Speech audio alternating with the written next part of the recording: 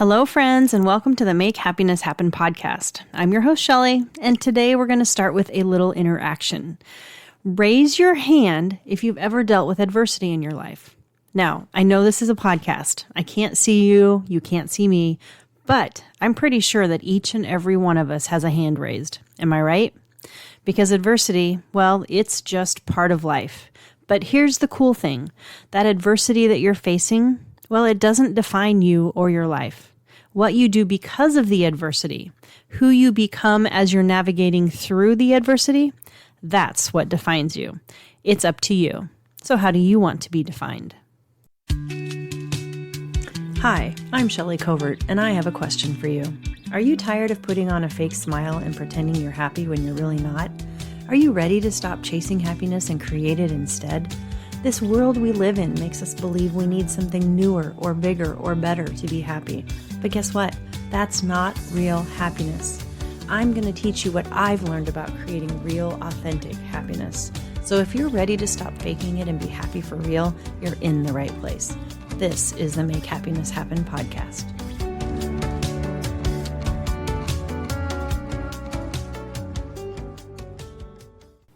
I suppose the best place to start is by defining adversity.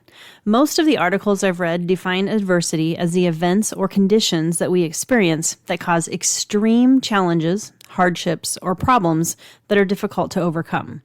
Now, it's important to note that these are not what we would consider normal, everyday problems. These would instead be events we might consider catastrophic or life-changing. Things like losing a loved one in an unexpected way, an illness or injury like maybe a cancer diagnosis, being fired or laid off from a job, or even a divorce. Adversity can have a dramatic impact on your life. It can change the course of your life, and it will take strength and resilience to overcome it. Adversity is a fact of life, and it's impossible to avoid. It can feel like a never-ending uphill battle. But here's the cool thing. Those times of adversity, they often end up being the greatest opportunities in life. They often end up being the times when we grow the most. Adversity reveals what truly matters in life. It drives us to grow. It reveals our true ability. So a lot of times when adversity strikes, we feel like a failure. Maybe you were trying really hard for something like a promotion at work, and then out of the blue, you find out your coworker received that promotion instead of you. If you're like me, those are the times when I feel like a failure, when my plans are completely derailed. I felt like I was in control of my future, and then life happened, and once again, I'm shown that I'm not in control. When this happens, when our plans are derailed, we have two choices. We can give up on our plans, or we can evaluate the situation, maybe recalculate a little bit, and take a step forward. We can either let the adversity define us, or we can bounce back, continue forward, and let the adversity refine us. Did you catch that? Let the adversity refine us, make us better. Let me give you an example. One thing you may not know about me is that I love watching football, specifically college football, and even more specifically, Husker football. I was born and raised in Nebraska, and I have been a lifetime Husker fan. My grandfather had season tickets for as long as I can remember. In 6th grade, I set a goal to be a member of the Cornhusker Marching Band in college, and I achieved that dream my freshman year in college. I guess you could say I bleed Husker red. So if you follow the Husker football program at all, you know the 90s, they were the best of times. I was in college when we won the 94, 95, and 97 national championships. Those were some awesome years because it really was never a question of if we were going to win. It was just a question of by how much. Well, things changed when Coach Tom Osborne retired after the 1997 national championship.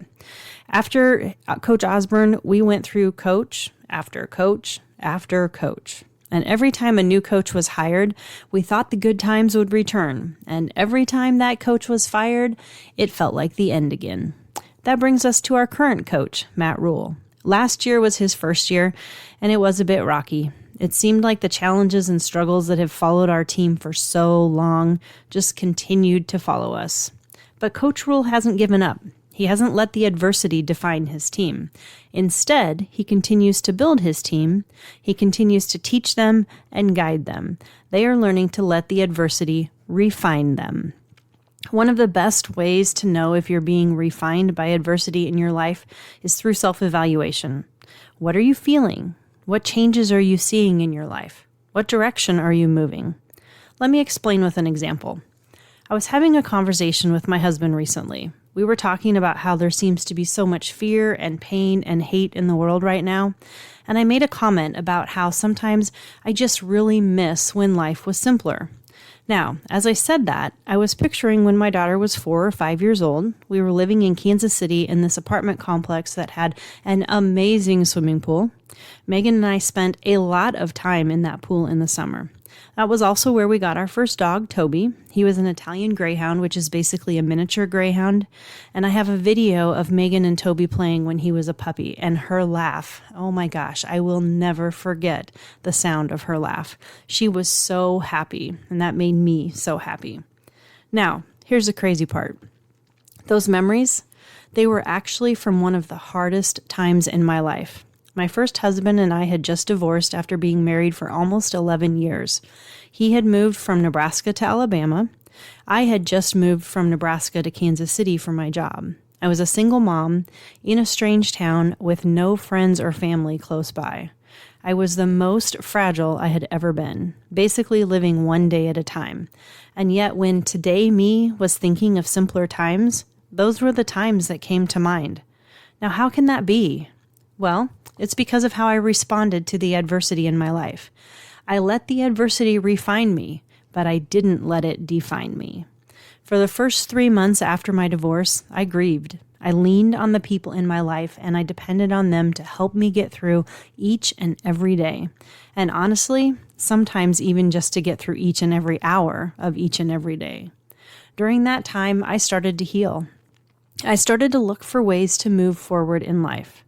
When the opportunity to transfer with my job came up, I took it. Now, in all honesty, I really was trying to run away from the memories of my prior life, but in the end, that space was very helpful. I also had no choice but to be strong because my daughter needed me and I had to be there for her. My ex lived almost 900 miles away and was not an active participant in my daughter's daily life. I had to be both her mom and her dad. I had no choice but to be strong. It wasn't easy, but it was necessary. So why is it that I was able to deal with adversity like this? Why is it that some people are able to bounce back from misfortune and defeat in their lives? I think it boils down to mindset. People who persevere through adversity don't allow themselves to become overwhelmed with negative emotions. They take the time to process what they've been through. They focus on learning from each hurdle in life. I focused on what I wanted in the future. I knew I wanted to be married again. I wanted my daughter to have a father figure in her daily life. I read a lot of books. I listened to a lot of audio trainings by people like Tony Robbins. I tried to learn from people who were going through what I was going through. I turned back to my faith. I started reading the Bible more and praying more, and with each little step, I grew stronger and stronger. As I look back on those times, I'm honestly so grateful for them. They helped me grow into the person I am today. They made me stronger.